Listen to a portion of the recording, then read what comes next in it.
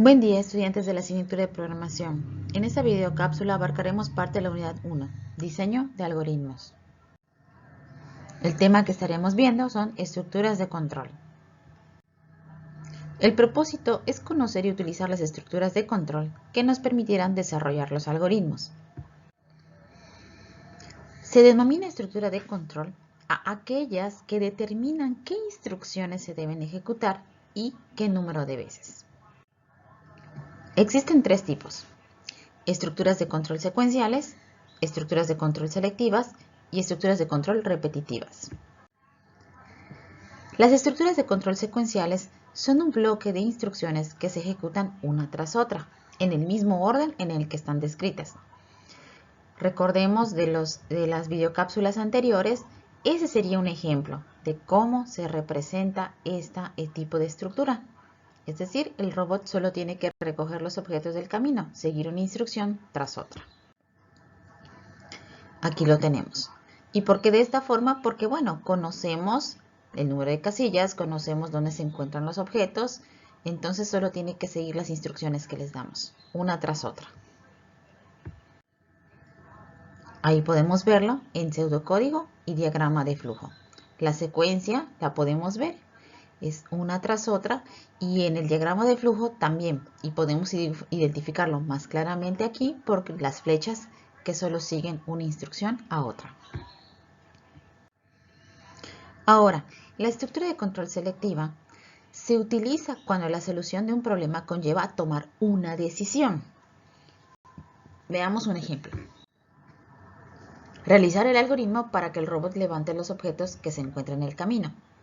Aquí la diferencia es que no se sabe en qué casillas hay algún objeto. Para hacerlo corto, podemos ver que el camino está formado por 3 casillas, pero no se sabe si el objeto está en la 1, en la 2 o en la 3 o en varias de ellas. Al no saber en qué casilla hay algún objeto, entonces cada vez que el robot avance a una casilla va a tener que verificar si hay o no algún objeto para saber si lo tiene que levantar. Realicemos el algoritmo en pseudocódigo. Recordemos que tenemos que poner un inicio. Le pedimos al robot, al menos podemos ver que el robot está al principio mirando hacia el camino que va a recorrer, por lo que la primera instrucción sería que avance. Si hay objeto, aquí entra lo que es la estructura de control selectiva. Ya que avanzó a la primera casilla, tenemos que decir, si hay objeto, entonces es la estructura selectiva, sí, entonces. Lo que va a hacer es recoger el objeto. Y ahí concluye esa estructura. Fin, sí. Y pasa a la siguiente, que es avanzar. Si hay un objeto en la siguiente casilla, que ya sería la segunda porque ya avanzó por segunda vez, entonces va a recoger el objeto. Y ahí se cierra la estructura de control selectiva. Como sabemos que son 3 casillas, nos falta avanzar una vez más, por eso se pone la instrucción avanza, y si hay objeto, entonces se recoge el objeto. Y cerramos también la estructura con un fin sí. Y luego concluimos con fin.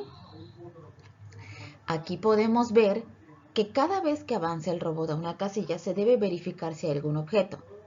Si hay objeto, entonces, es decir, si hay el objeto, vendría siendo verdadero. Entonces lo que va a hacer es recogerlo. De lo contrario, no hace algo. Es decir, se va al fin sí, al cierre de esa estructura.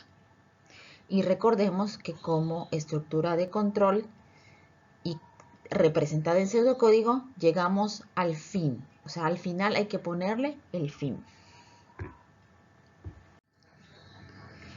Es importante que cuando utilicemos una estructura selectiva cerremos la misma. En este caso es con el fin sí, que lo hemos estado recalcando.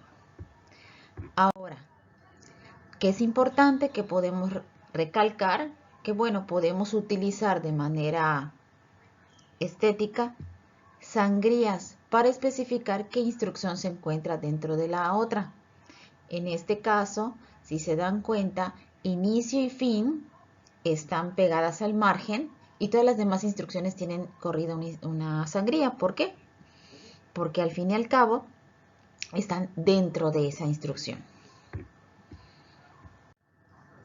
Podemos ver ahora el algoritmo, pero en diagrama de flujo. Si se dan cuenta, tienen las mismas instrucciones. Inicio, avanza, sello objeto entonces, recoge objeto, avanza, sello objeto entonces. Es importante recalcar que esta estructura de control selectiva, como va a haber una decisión dependiendo de la situación, entonces va dentro de un rombo. Y si se dan cuenta, en el rombo hay dos flechas que salen, una del sí y otra del no. Una cuando se cumple, si hay el objeto, si es sí, esa flecha de sí se va a la siguiente instrucción, que es recoger objeto, y después avanzar, que sería la siguiente instrucción. En cambio, si no hubiera, la instrucción se va directamente a avanzar, no hace la acción de recoger. Eso es muy importante de recalcar para tener claro que las estructuras de control selectivas se ponen en rombo y tienen dos flujos de salida. Sí, no, que vendría siendo verdadero o falso. Podemos ver que la estructura selectiva se pone dentro del rombo y que tiene dos flechas de salida. Una cuando es verdadero, es decir, si hay objeto, y la otra cuando es falso, es decir, cuando no hay objeto. Ahora pongamos tanto el pseudocódigo como diagrama de flujo para que veamos que son exactamente las mismas instrucciones.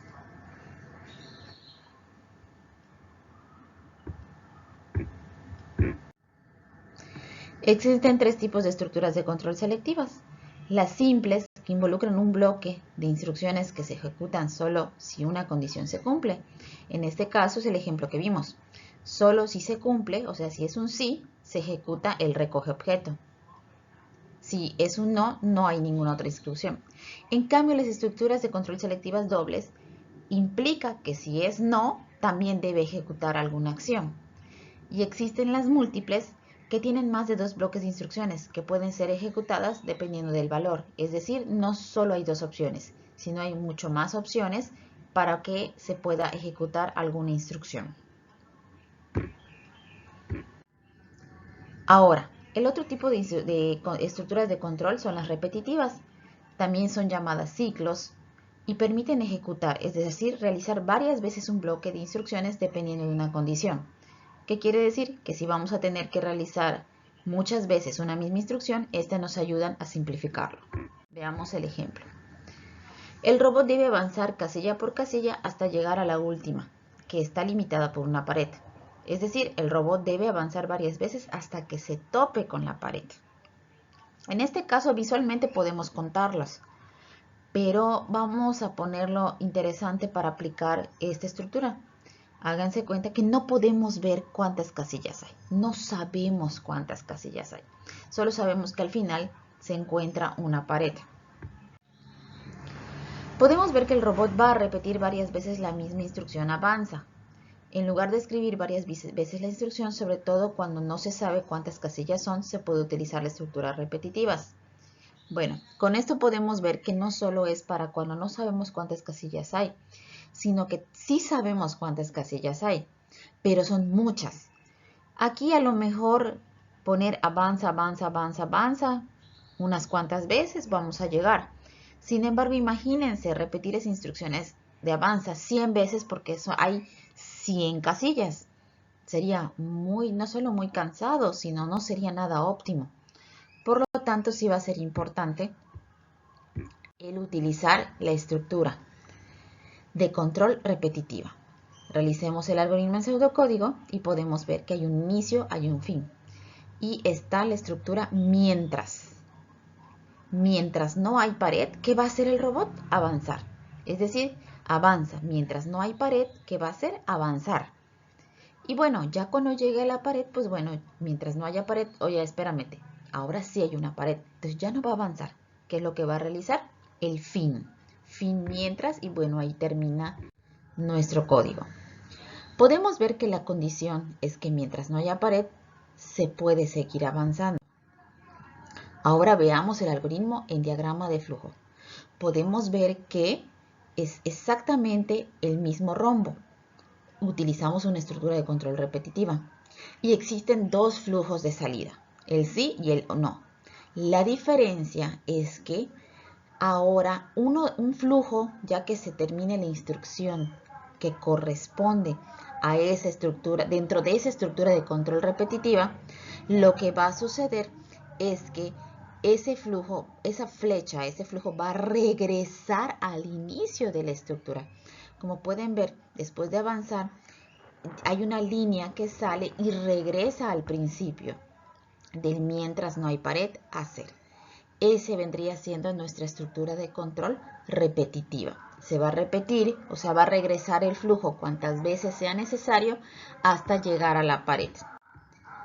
Aquí podemos ver que la estructura repetitiva también va dentro de un rombo, ya que es una condición, y que también tiene dos flechas de salida, solo que una regresa al principio todas las veces hasta que ya no se cumpla la condición.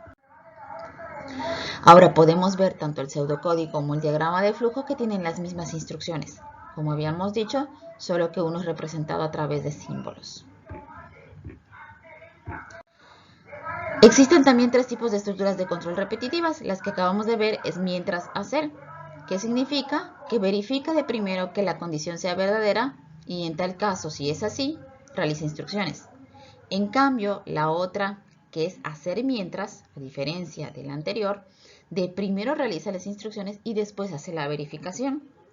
Y existe la de desde mientras, que funciona igual que mientras, solo que aquí tiene una variable que sirve como contador para controlar el número de veces que se repite un ciclo. En este caso es porque sabemos cuántas veces debe de ser lo que debe de ir avanzando, solo que vamos a poner el contador donde indica ese número de veces.